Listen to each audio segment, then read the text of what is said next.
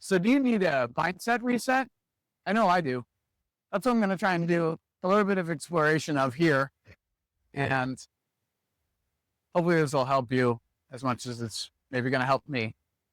Training for a 100-mile race coming up in July, 6 weeks from now. I ran the Boston Marathon a few weeks ago, and it didn't go quite the way I wanted it to. I trained a lot, and the day just fell apart on me.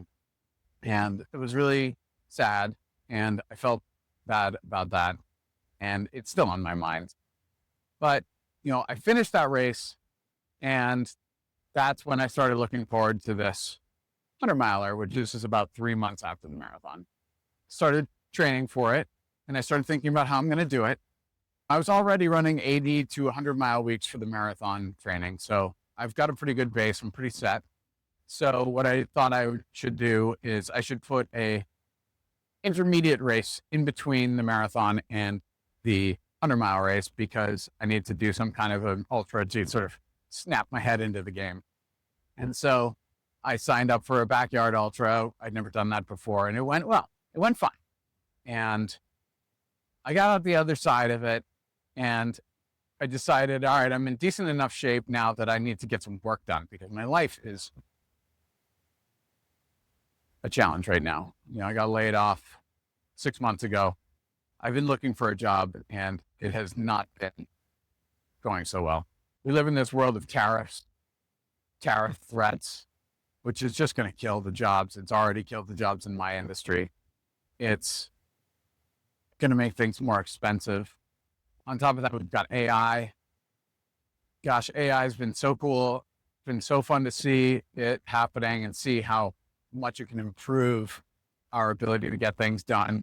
That has been magical, and I'm super pumped about that. But I'm also noticing it is very clear to me how many jobs are going to go out the window in the next 6 months, in the next year, in the next 5 years. It's going to be mayhem. And that's really stressful. Not to mention other things that are stressful in the world, political turmoil. We're losing our allies. We're losing our standing in the world. Life is going to get more and more expensive for us, because tariffs are going to raise the cost of goods imported.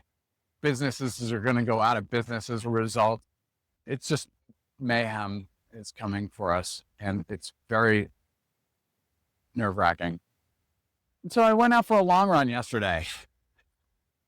I needed to get something done. I've been working this week, trying to figure out how my life is going to pan out. And I've been working on YouTube videos, and I've been doing some audiobook recording, and I'm working 8 a.m. to 1 a.m. most days this week.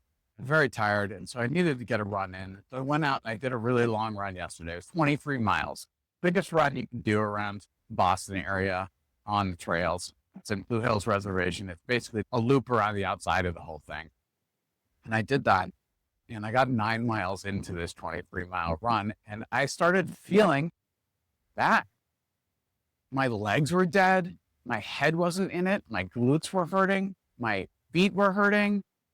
It was a nice day out. It was warm. There were a lot of bugs, but it was beautiful, and it should have been great. And I just started feeling I wasn't going to make that run. And so I started questioning myself. What am I doing now? Am I going to make this 100-mile race in 3 weeks, 6 weeks? What am I doing with myself? What am I doing with my life? Like, I spent all this time running in the last 6 months. What am I saying? Year and a half. And I can't get the Boston Marathon done. I've been off more than I can chew with this 100-miler. What is happening to me? So I turned on a book, an Audible book that I've been listening to. I started listening to it again, and it's called Training Essentials for Ultra Running by Jason Koop. It's a great book. If you haven't read it and you're an ultra runner, you should definitely read it.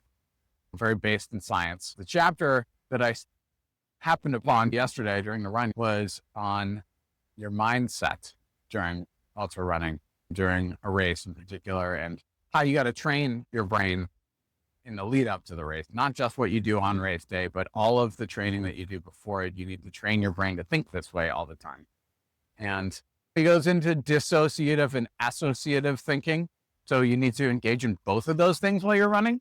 One of them is associative, being thinking about the way your feet feel, doing a full body scan, he calls it. So you do think about your feet, you think about your hips, you think about your glutes, you think about your mental state, you think about like, have you had enough water to drink?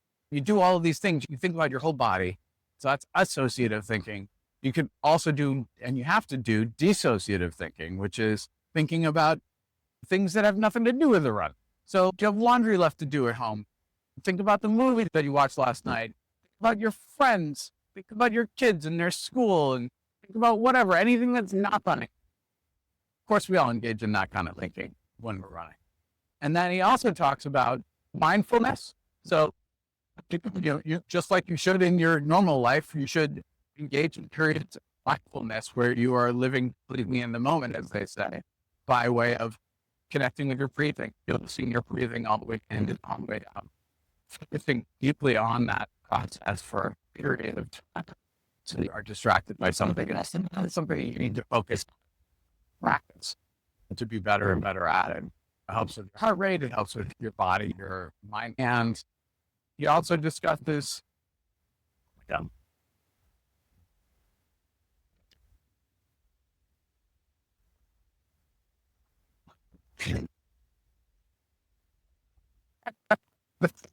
Work. The umbrella. It's windy. It's also raining. Mindfulness. Yeah. Oh, yeah. He also talks about imagery. So visualization, thinking about how it's going to feel and look, what you're going to do. And you get to these certain points of the race. Like if you can find a video about that particular race, does it show you this particular mountain that is in it? What does it look like? What's the terrain look like? Are there rocks? Is there grass at certain points?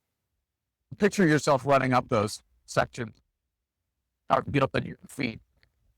Actually, that thing when you see the top. And then other things like visualize what it's going to be like when you wipe out water, your bottles smashed, and stay another 2 hours. Make sure you've thought about those scenarios and visualize exactly what you're going to feel. And then it also says that you need to think about how you talk to yourself during the race, during training, during the day. In particular, when racing, you need the right kind of talk at the right time. And so, like in an ultra, you need to talk positively to yourself and energize yourself towards the second half of the race, so end of the race. But at the beginning of the race, you need to talk to yourself about you're cool, you're chill, and hang out. Don't go too fast. And so that you save your energy for later in the run. And as I was listening to this chapter yesterday while I was running, I also thought these are things that I need to remind myself about, that I need to train my own brain always to be dealing with, which is using associative thinking, thinking about the actual problems in my life and how I'm actually going to solve them, because ignoring them certainly won't solve them. Dissociative thinking is not going to solve it, but you do need your dissociative thinking because you might get too stressed in the end by thinking about it all the time. You need to chill and look the other way and help you remain recharged and get through the thing by not being overwhelmed. I also realized that, as I already said, mindfulness, something I already know, something I already engage in, which is deep breathing, as is thinking about your breath out and meditating. It's very useful for my life, something I need to be engaging in again. That's something I only do when I get inspired. I need to actually put effort into performing visualization exercises regularly. I need to think about how life will be, like a good point in that life.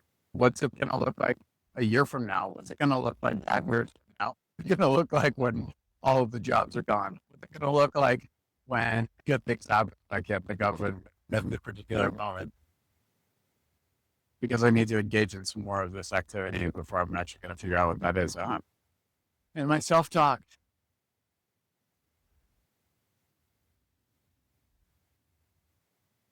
I got to engage in better self-talk.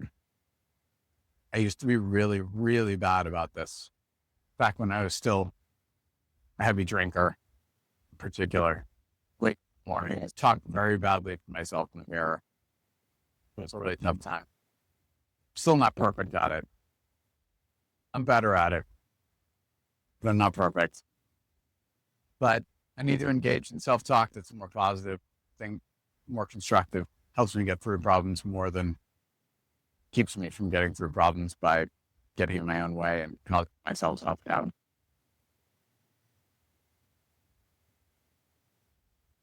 I think about that. Talk about that more next time. Do you guys think about that? What do you think? Leave some comments in the comment section below. Curious if you guys were at where I'm at. All right. Well, thanks for watching.